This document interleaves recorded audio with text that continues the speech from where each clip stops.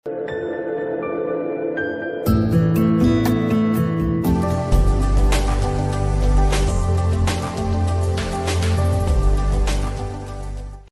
มสังหิสมนิปทุมเมย์นิสมนิเลปนีอันนี้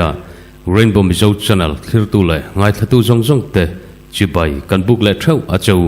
นิมินลมากันจันจินธราคารไม่ได้ Right Protection ตัน MZP ตันทุชัวอันเสียมอันรอนชันเล็ดทูเล่อันบ่าวจุยมัลทูกันรีพอร์ตบักอาคารทุชัวทาร์เสียมิน Mizoram Chief Minister จูรูเลาตักิน Manipur State ชูงาทิลแทง Manipur Internal Matara อารอนอินโรลานิตีนอันปัวข้าวังคานมิโซเตวาวนัทหูอันรอนปวงจาร์เลตาอันนี้ค่ะที่ชวนวันละมาเฮียนไม่ได้ Right Protection แต่ละมีเดียครั้งตันรีพอร์ตอันเป็กกระจังอาลันดันชวนManipur State ตา Tribal จงแต่จูจังคมลวินดูน่าชวน Manipur State ตา Tribal เฮาแต่ละอิสลามสาขบตูมุสลิมเฮาแต่ชวนอันพัฒนาไม่ได้เฮาอันทบแต่จกันอีตีนรีพอร์ตอันเป็นลมอันนี้ที่ชวนลันดานาชวนมณิปุรสไตตาเฮียนโจหนาทัก tribal กูกีเตโจมีเตมาร์เตเลโจหนาทักนำเป็งดังเตอินจอมคอมินแห่งโจฟาเตฮีฮันมัลตรันตานีนอาเรียตา Rainbow Mizo Channel ชวนมณิปุรสไตชุงอาเฮียนโจหนาทักนำครั้งเตอินมันติกันเรียจุงนำตะจูอินมิงกิมารอนลำโปกันดูเวียวอามารอจูกันทุลักนามีเดียครั้งเตเฮียนอันสวยดันฮีกันเล่ลินฮันวางินมณิปุรสเตตาโจนาทักtribal ตะฮีกูกีตีนอินเดียมีเดียตะเฮียนอันสวยเวกไม่ทรีนาจูวังชวนกูกีตียกันรอนสวยเฮียนโจมีเตมาร์เตเลโจนาทักดังเตคานคงอายามิลล์เทียมตุรินกันเงินเจ้าอันนี้จันจินทรลมาลุชุนจมเลตายละดินเดียนเอ็กซ์เพรสซินรีพอร์ตอันเป็กดันชวนกูเมงมุจัดกัลตาตรังคานไม่เตยเตเลTribal กูกีเตงการาเฮียนบุไอนะอารมณ์โฟโต้ทรีนะจุดยังบกจวน Manipur State เชงทริน Naga Tribe เซาเตเลกูกี Tribe สเตเฮียนอินมูเทียมเหล่านะอันเหล่าในโฟโต้บกทรีนะ Naga Tribe สเตนอิวตีอันเงียตาอันนอร์ไลคานกูกี Tribe สเตนเฮียนอินมูเทียมเหล่าอินทกเข้าเลยไทยเหล่าอินอันเหล่าอมโตนี่อันตียติดชวนตุนาเฮียนZohnahthlakกูกีเตโจมีเตมาร์เตเลมณิปุรสเตตาโจฟาเชงจงเต็นไม่เตยเตลกาฮาร์สัตนาอันโตกามณิปุรสเตตสรการลกาอาหรังลกาโรอินเรลนาดิมานินเฮทิลฮันดิมันฮียูเนียนโฮมมินิสเตอร์อามิตชาเนนาอันเทนโตอันนี้มาเซมณิปุรสเตตาไม่เตยเตเนนาอินตีบุไอนะในเวฟาวทรินนากาทริปสเตอิสลามสาขบตูมุสลิมเฮาตะจวนแห่งกูกิทริปสเตฮีทลบดูลวินไม่เตยเตอันทลบตานิตีนอันรีพอร์ตอันนี้เฮตินิจวนอันทริบัลปุยมณิปุระนากาทริปเฮาตะเลมุสลิมสาขบตูเตฮียนอันพัดสันตานีนอัลลังอันนี้ไม่เตยเฮาตะเลมุสลิมเฮาตะฮียนฮาร์สัตนะอันอินเสียมสักต้นเวฟาวทรีนาอาชันจูไม่เตยเฮาตะฮีฮินดูสาขบมีเตอันนี้จูวังจวนมณิปุรสเตตชูงามุสลิมสาขบตูเตฮีนกอันตีวังอินบุไอนะอันโตจังฮีอาวมฟาวทรีนันตีนดินเดียนเอ็กซ์เพรสจวนรีพอร์ตอันเปบกอันนี้มาเซโซฟาอินสุยคอมปอลอินดิจิเนียสทริบัลลีดเดอร์ฟอรัมมีติ้งอันในมาสักดาราคานอินเบียกนะกันในโดนันตีนทุตลุกนะอันเราเสียมตัวมณิปุรสเตตานากาทริปสเตนเฮียนอินเบียกนะอันในตัวเอ็มตีโรฮิจูกันลักษณะไม่ไทยเราอันนี้Manipur State Naga awmte hi han soifia lokila soifia danol samber chuan Nagalana Naga te ang han nilova Manipur State Naga tenen hian in zom na po an nei meulo ani tin nun phung le thil han du dan te an zia hrim po in person tak ania Manipur State Naga Tribe South hi an du lam ona khosa thrin an nia Manipur State laka UT an sulai po khan Manipur State Zofa Tribal te hian thlop thailawin har satna anin kara alo thleng towa hei wang hian tun truma Zohnahthlak Tribal ten separate administration an nget na hian an thlop du talo hi an thung rul na ani mai thaini tin han report bok Zohnahthlak Tribal ten Kuki Tribes te an thlop thailo na chan hi chan lian tak awma ma se helam hi kan lu chil chuan kan video hi asai lutuk dona chuwang chuan a chan lian tak awmani ti hian du tok phot maila a thawme ti chuan tun truma hian Mizoram Chief Minister Puzoram Thangan Manipur State ta buaina thlengmek chungchangah thuchah asoi hi kan ron da chuak dona athusai tam takatrang hian Meitei right protection tele Meitei hrim ta hian an thenom Mizoram State hi nok minti hlein arin omani kan video lo thlir tu du takte kan gan du chu kan Chief Minister thuchah soile tun truma kan buaina le Mizoram nena kan in kung kaina hi nam isu thil hani wangin tu main lo politicize lo turin kan gan chua politics thila in beina tan le in promote na tana kanti anilowa nimina report kan ron peka khan Mizo ta chu Meitei ho hian min hol hlani ti chu chiang takin alanga tumhni ngot mai thu chua siamin min wawa in melma chakma te brute asam te hi kan thopanga kut in suizomin in zirlai lesson hunung bar chu kan zirtir don chawni ti in an thu chua khan an lo ziak to hei hi ana khel khol hlea hei hi political party in beina tana kan ron da chua anilowa Manipur State ta majority Meitei ho hian engwangin nge min huat ngota engwangin nge natak takin min vau thin ti chu he thucha kan Chief Minister in asoi hian achang chiang vewin a hriatani Manipur State kan soi potange e Manipur changa kan mele ten no kele tukina po kan in kom na te kan soya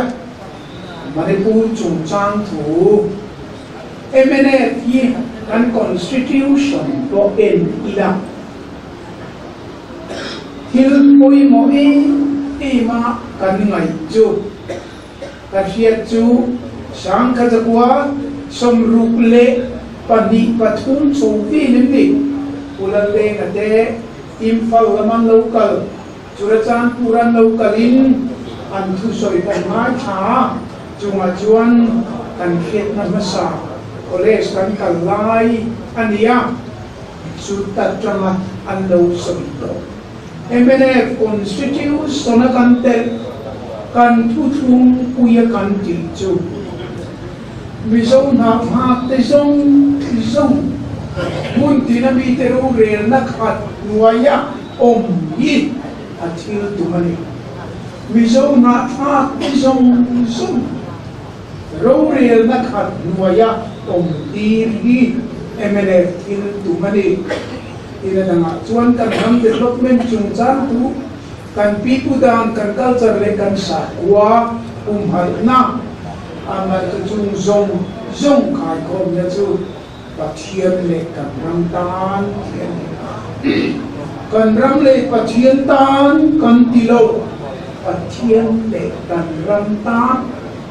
engi meaning aum je chu ram min petu nam min petu trong le cham dam na min petu kan pathian tan adu anga na thok turin zoram le anam le amikui le atong andei mang turin MNA fian athil tu ani chu kan pathian du dan le anna tho tu adu anga kan ram kan nam mi kuiten man pathian tan kan ram pan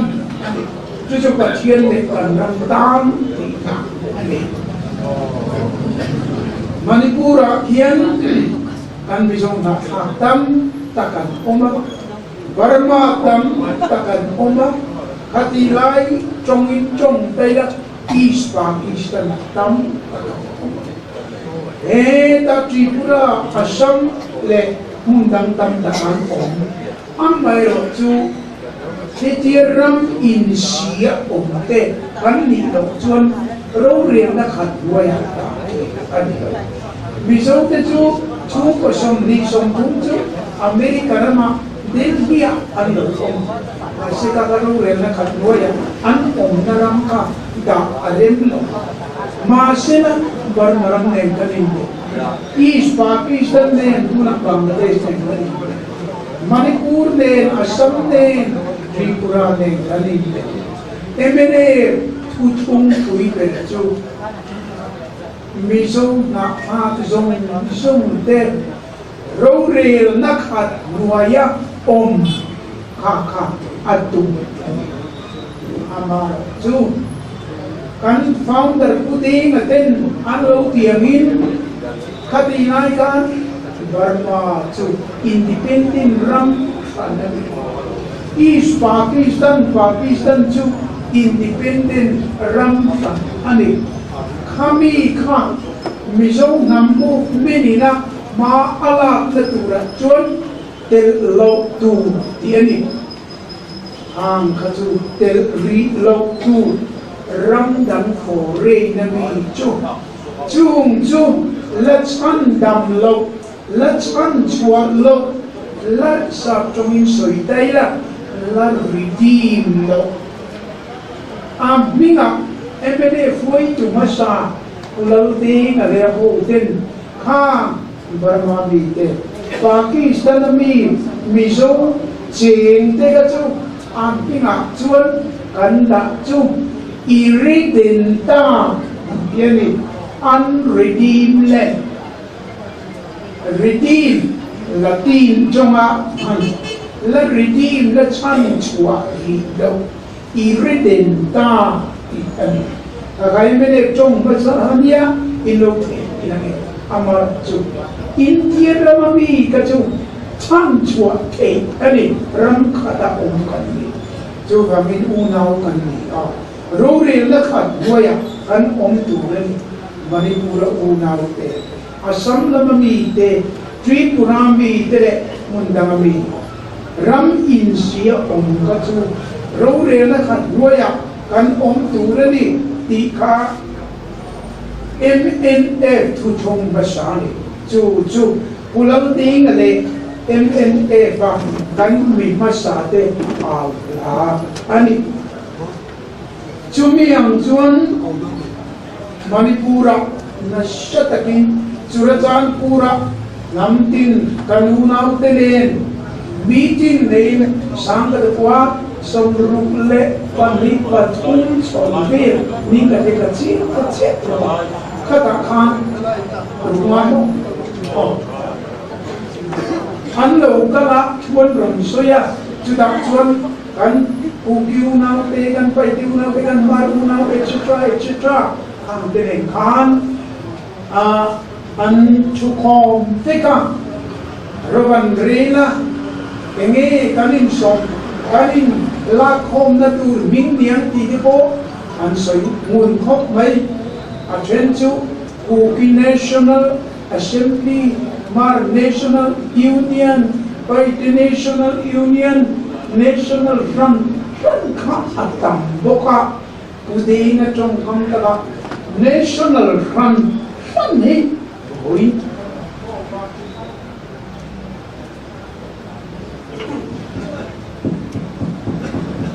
hoi chu National Front kan khoma international meeting ni hiwa me katia ole ramboi ma khan khatiam khan Manipur side o ma anlo adop le ramalo boita a Mizoram ka sang ko somru karwa alo boita a Mizoram kan ti china administrative rang duai underground sorkari administrative area palia kanchena atira tuan northern area eastern area southern area western area amai chu amin dang kan thata a hong pui bung area kapung hong pui bung dam kapung lur bung solam chu run kanti run bung kanti ke hi run bunga an secretary masapir kanya ujang choka ka run bunga chief commissioner anin zuichi run bung barnam panga secretary kanya tichuan sangka da ko samru paru September tha pulen cabinet meeting secretary run bunga minda khan adi district kha kita lam kalam tangte kang kok pinam bang depte ilam Mizoram chungte district hranga kan chena chuta chon deputy commissioner kan da ti chuan poisa kha mual kha pukholiana ho puwa bate ho kan treasury an oma chumi ne na chon run mung ta tur ka zukla kanal ka kalpui Rusia mane eta la luang pon la patangin ngau palama kita Manipura Burma kan an khosa churajan pura kan DC puchal dai la bate hote kan poisa ka ba pedia dia ani an bat sapli chu sang ka da somru paru disin war khata jan khan Manipur yen wa kan lo la chuminu chon lo theilavin Manipur operation kan ta somro pasari ani moka ti chuan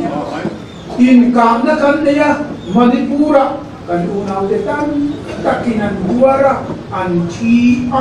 keni ko kan duara kan thia Manipur chongin underground kan lo chualima upaw ko si deune kan lo thok chua ka kita wai ko janga eta kan lo kala Manipur chonga kan unaw te tan tak underground ko an lo chua ani ti chuan sa ko somro pasari somro parkiat a local ta hati khop khan political thune kan thisen ne martar te ne Manipur so martar te thisen hemi aizol bielama martar vanita kan disi puchaku ne ko ni chule Manipur kan unaw awmte thisen le so kan Manipuram sa kan nam baptisma lope ani voina ko an thantam tak muduram ko mana ka bakal khan ka bakal tom ani chutiang chuan Manipur ki kan go spinin kan ha in kan thisenin an thisenin an ha in baptis alawunita ti chuan sang ka ko som sarile paruka inke sarkar ne inbiak na kan naita chuta kan tel chu india drama kan unaute khatina kan bi takin along lian perchu Manipur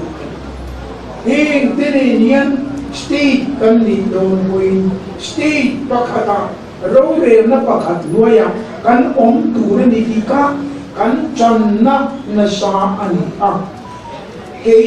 he tur taraka omta din ro nuapo kan senior vice president kan deputy chief minister udin secretary ani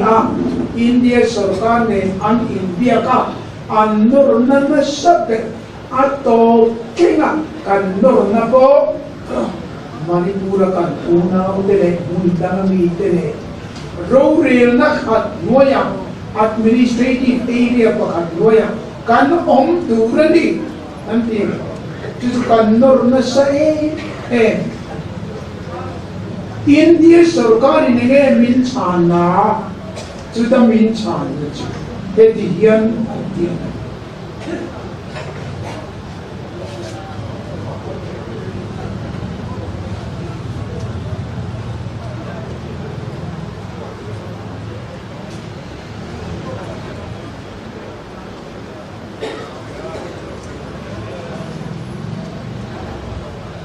kan phi sa ko ta he dian ayin siat ani asap chongin kan sian masange kan phi sa ko point number so pakhat na he dian ayin siaka the question of unification of Mizo inhabited areas of other states to form one administrative unit was raised by the MNF delegation. It was pointed out to them on behalf of the government of India that Article 3 of the Constitution of India prescribes the procedure in this regard, but that the government cannot make any commitment in this respect. Mizo Chongin, Mizo te lua chin ram state dangabi tepo rorelna khat administrative unit khat hnuaia kan turani ti MNF delegation te chuan an puron ken poimo an raise ani amar chu an ni ne na India sarkarina athil chu hetiang thilak chuan India Constitution Article 5 na yan ati dangdur cheng takin a prescribe Asia prescribe the procedure in this regard. Hetiang rorelna khat hnuaia state khat hnuaia dangdur chu India Constitution Article 9 cheng takin a soifia a prescribe but that the government cannot make any commitment in this respect. Hemi tuan India sarkarian engma tukan soilabang commitment kan lebang ai kantilau constitution a procedure article 5 insia pe Zohnahthlak state rorelna khat hnuaia tura MNF delegation ina andron ti India sarkarin commitment kan tilawang hetiang chu India Constitution article 5 na federal a procedure India Constitution article 5 na chuan hetiana insiaka formation of new states and alteration of areas, boundaries or names of existing states. Parliament may by law form a new state by separation of territory from any state or by uniting two or more states or parts of states or by uniting any territory to a part of any state. Ada nakaju katsierto mainga Parliament da ninati hekchu article 5 na chuan state pakhat changa sa tha state danga pe anilole state tharlak siam anilole adulang zela soi khoma state arsiam chungzong zongchu at a vika Parliament indana ti chuan Constitution article 5 na at a vik hemiram hemi state at der turani hemi den verbon komin state and siam den ti zong at a vik ani Indian Constitution article 9 at ya hi Rajiv Gandhi aten kan nena answer chu comment pe kamayo Manipur hotel pero se studi kati comment pe kamayo India Constitution article 5 year pe to when they do in bol amar chu Rajiv Gandhi sorry pe andile Manipura in unau pekin rorelna khat hnuaia kan tunali tin chan patokin changa eti kopian kumsong kan in viet chung yan nang nin minor na sa antana in soisa in Manipur a cheng unau te chu ingat ini angoi siap si ing man soi silo antan inur sakain beina sa inur sak in beina sakaten moi bex jubangin ini dengan mokan soyang ni kakakaning chachen na ni jubangin aile kadang-kadang ni siap tafang mga Manipur ako til chitim ring lo suwakta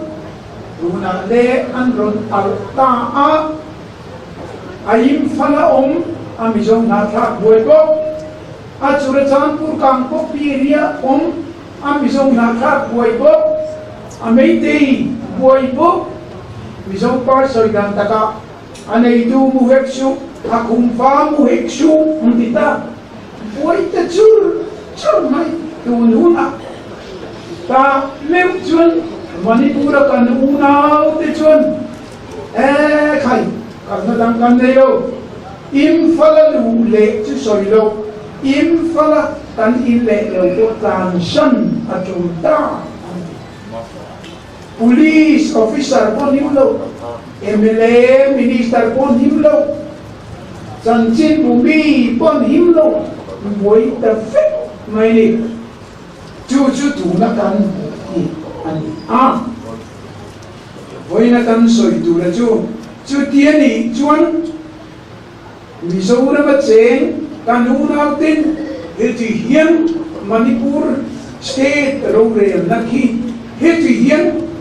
Manipur kan Zohnahthlak te cheng na administration ki area ki tian ang turani mirror puita chau min champion puita chau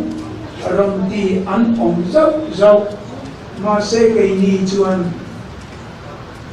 ma sanga ta to zo nei te le kong tin renga thu soi tu khan hun nu nga at pa hangin thu soi to kha chu adong som tu te aringa pia chandam na ani to aring lo chu chandam te when Manipura hian heti hian in the turali Mizoram state in the turali tillo heti hian in on turali kan rom ti don lo chu ti lo chuan kha political formula kha min rom var lui min rom impose in ti ta ame nang ma ne changin lo so lo si chenong par in la chandam na na nei te lo mani ei rin hai Manipur kan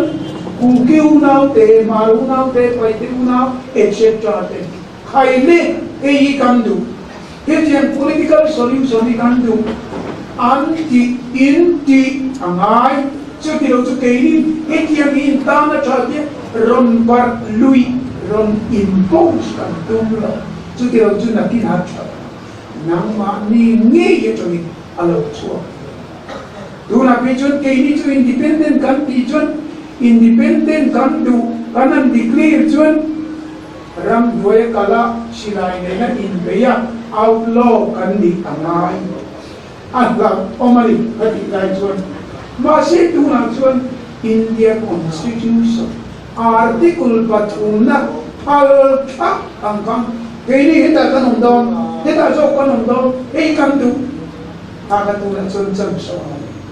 Chowangin tuna chon hi kan Manipur Zohnahthlak unaw tere mundang mi te na kan sa su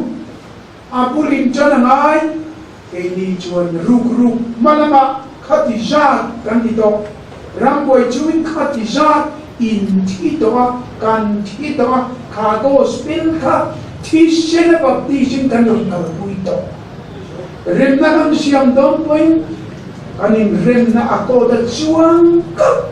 India sarkar point uncertified in kan visa ko tako kanda to apia lam chu in mo kan chu kilaw chuan Rajiv kan tie soyang kan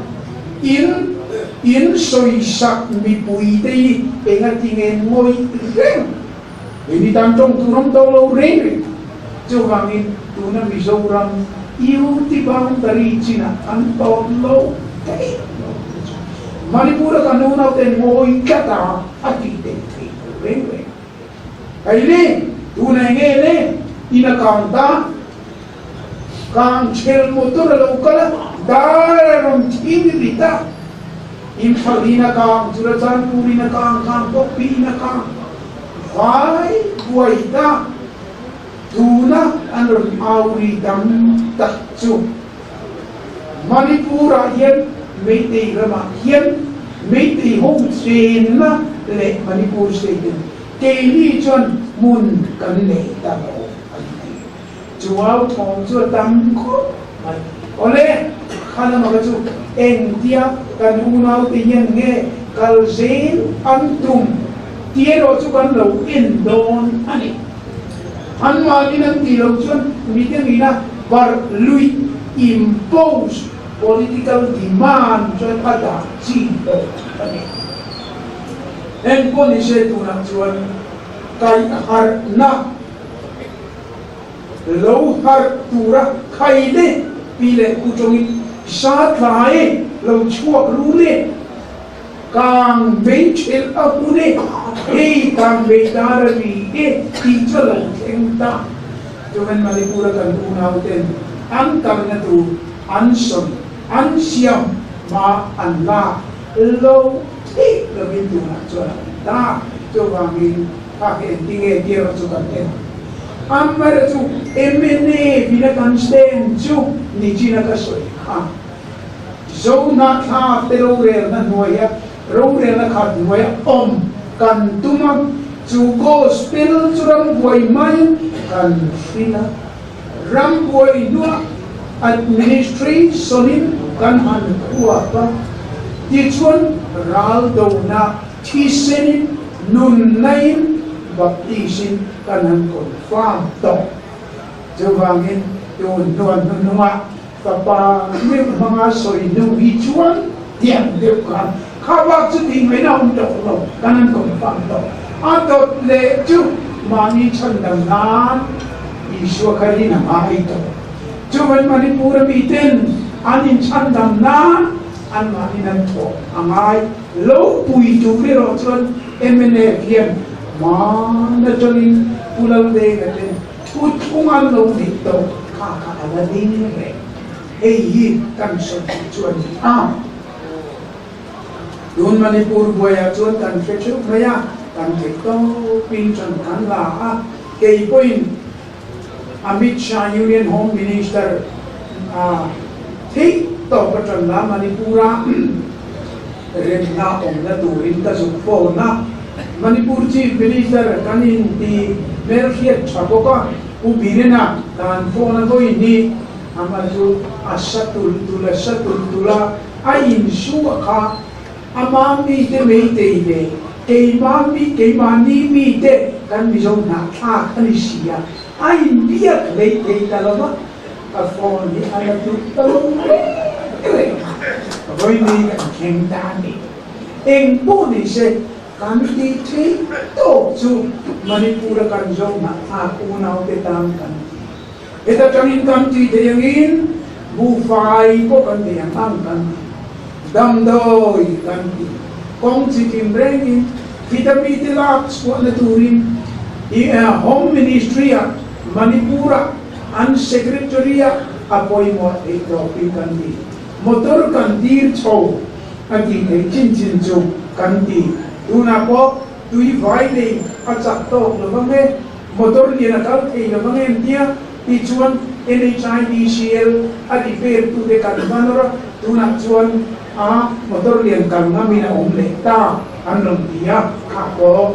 he to pinela ma kan na zer enge mo le chia dange tin police duty po kan da belzer khati ko kan ati te song hi chu kan dia apia lam po kan na in buang teka kan una te tang yan at e na zong zama kan lo chang toang khan tuna po chang le zil turin kan in buamani ti kan sen yani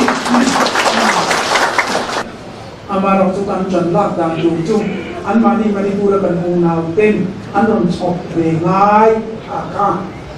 ole kaka Manipur lam sai ni sena